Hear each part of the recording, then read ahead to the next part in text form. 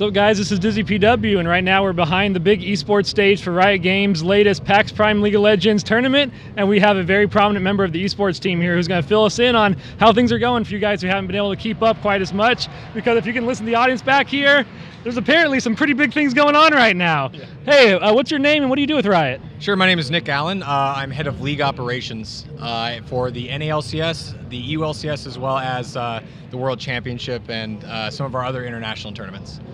Got it. So, big thing. First of all, I don't think your division existed the last time I talked to Riot. So what brought this about?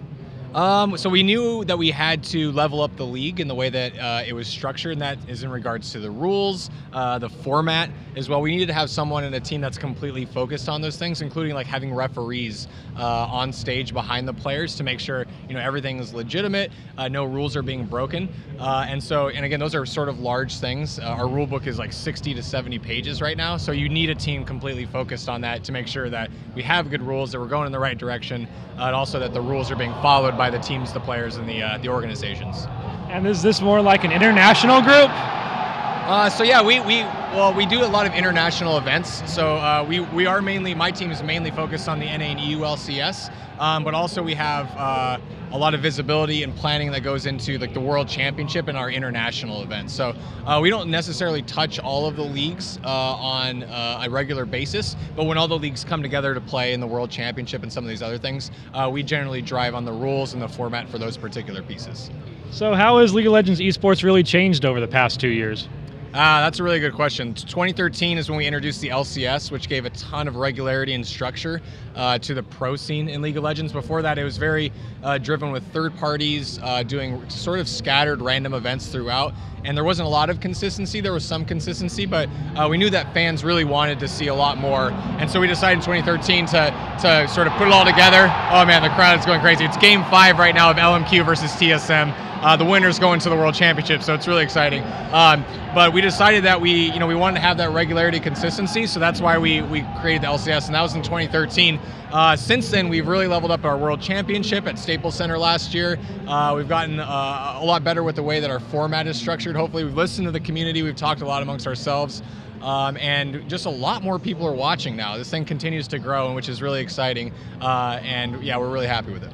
It's funny, a lot of people are still getting caught off guard by how fast this is growing. My friend Kitty Mock's a cosplayer, and they actually took her Ari tails at the League of Legends Championship at the Staples Center because she thought she was bringing her stripper feathers in.